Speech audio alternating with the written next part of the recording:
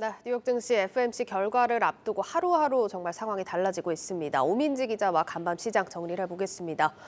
오 기자, FOMC 하루 앞도 이제 간밤 시장이었습니다. 근데 시장이 크게 다시 뛰었는데 어떤 요인이 좀 작용을 했다고 봐야 될까요?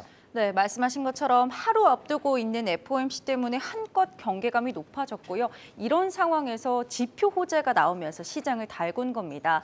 연준이 주목하고 있는 지표 중 하나인 이 고용 비용 지수가 현지 시간으로 어제 발표가 됐는데요. 예. 미국 노동부에 따르면 지난해 4분기 직원들의 급여 혹은 또 복지 비용의 지출 증가율이 전분기보다 1% 증가했다고 합니다. 직전 분기의 증가율이 1.2%였기 때문에 이보다 낮았고요. 시장 전망치였던 1.1%보다도 하회하는 수준입니다. 미국에서 임금 상승세가 이렇게 둔화되고 있다고 다시 한번 시장에 확인을 해준 셈입니다. 그러면서 오늘 나스닥과 S&P 500 모두 1.5%가량 크게 상승했고요. 다우도 1% 넘게 뛰면서 시장이 환호했습니다. 네, 정말 FOMC 앞두고 지표 하나하나에도 시장이 예민하게 반응을 하는 모습입니다. 그러니까 이번에 발표된 지표가 연준의 매파적 스탠스를 좀 약화시킬 수 있을 거다. 이런 기대감에 시장이 상승했다. 이렇게 요약을 할 수 있네요. 그렇죠. 이제 지난 밤부터 FOMC가 시작됐잖아요. 예. 이번 고용비용 지수까지 이번 회의에서 거론될 수 있는 상황입니다. 그런데 이번 지표까지도 인플레이션을 완화하고 있다라고 시사하는 방향으로 나오면서 시장이 반응을 한 겁니다. 특히 소비자들이 경기를 낙관하는 정도를 보여주는 소비자 신뢰 지수도요. 1월에 107.1로 집계됐습니다. 전달에 109에서 하락하면서 인플레이션 압력이 완화된 것으로 시장이 해석하고 있습니다. 네. 또 IMF에서 세계 경제 성장률을 2.7%에서 2.9%로 상향했고요. 이 점 역시도 투심에 긍정적으로 영향을 미쳤습니다. 네, 뭐 기업 이렇게 지표들도 그랬지만 기업들의 실적 상황도 좀 상승세에 힘을 보태지 않았습니까? 물론입니다. 어제 엑손모빌과 GM이 좀 양호한 실적을 내놓으면서 주가가 뛰었습니다. 미국의 석유 공룡이라고도 불리는 엑손모빌이죠. 지난해 창사 이래 가장 큰 수익을 올린 것으로 집계가 됐습니다. 지난해 557억 달러, 한화로는 69조 원에 가까운 금액입니다. 이 금액이 순이익으로 기록된 거죠. 그러면서 지난밤에는 2.16% 상승하면서 마감을 했습니다. 또 GM도요, 시장 전망치를 뛰어넘는 이 실적을 발표하면서 지난해 영업이익이 사상 최대치를 기록했다고 합니다. 그러면서 이날 무려 8.35% 상승하고 장을 마쳤습니다. 또 세계 최대 음원 스트리밍 업체인 이 스포티파이가요, 유료 구독자 수가 2억 명을 돌파했다라는 소식이 전해지면서 12.72% 상승하면서 급등했습니다. 이 개별 종목들의 호재도 증시 상승을 견인했다, 이렇게 볼 수 있겠죠. 네, 여기에 뭐 추가로 GM 실적 발표로 사실 앞서서 테슬라에서도 확인을 해봤었던 전기차 수요에는 이상이 없다. 이 점이 또 부각이 되면서 전기차 업종 전반에는 또 호재로 작용을 하는 모습이었습니다. 뭐 이렇게 정리를 해보니까 간밤에 이래저래 좀 좋은 소식이 많긴 했는데 사실 뭐 내일 파월 의장 발언까지는 확인을 해보고 좋아해야겠죠. 네, 맞습니다. 그래서 월가에서도 내일 새벽에 파월이 어떻게까지 발언할지 앞으로의 증시 상황을 결정할 것으로 보고 있는데요. 네. 관건은 그래서 올해 도달하게 될 최종 금리의 수준이 될 겁니다. 이 수준이 얼마가 될지 또 연내에 금리 인하는 있을지 없을지가 될 텐데요. 지금까지는 파월이 올해 중에는 금리 인하는 없다, 이렇게 이야기를 해왔는데요. 그 입장에 변화가 없는지까지 살펴봐야겠습니다.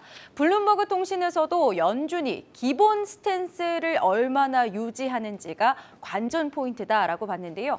문제는 파월이 얼마나 강하게 밀어붙이는가라면서 이번에도 연준은 연준과 싸우지 말라는 메시지를 시장에 계속 보낼 것이라고 덧붙였습니다. 그러면 사실 인상 폭에 대해서는 이견 없이 25bp 인상이 좀 기정사실화되고 있습니다. 이번 회의 이후의 시나리오는 좀 월가에서 제시가 된 게 있나요? 이 월스트리트 저널에 따르면 월가 전문가들은 연준이 3월에 한 번 더 25bp를 인상하고 이후에는 금리 인상이 좀 중단될 것으로 보고 있습니다.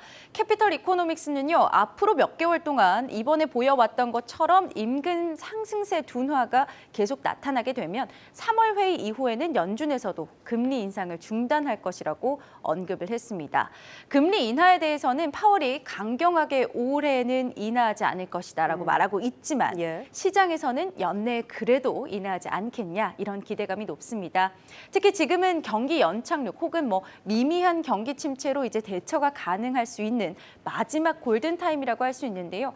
때문에 연준이 금리 인하를 무리하게 미룰 이유가 없지 않겠냐라는 분석입니다. CNBC의 설문에 따르면요. 시장은 2월과 3월에 25bp 인상 이후에 기준금리 상단이 연말에는 4.6%로 내려올 것으로 보고 있습니다. 시카고 상품거래소 패드워치에서도요. 기준금리가 올해 상단으로 5%를 찍은 뒤에 한두 차례 정도 금리를 인하할 것으로 전망하고 있습니다.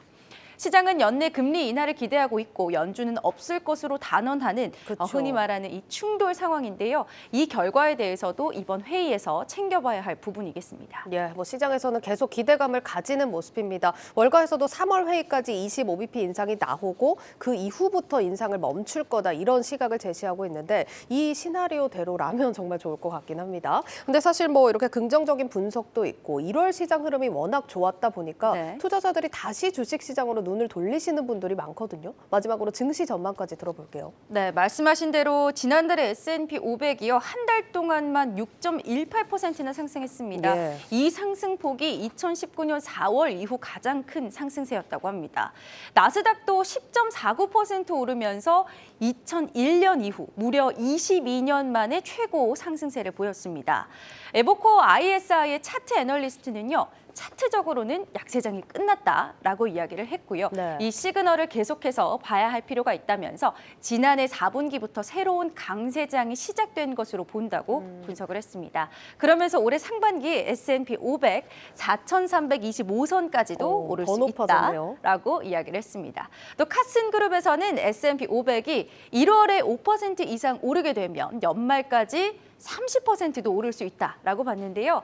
이번 1월 랠리가 따라서 증시에는 확실한 청신호다라고 판단을 했습니다.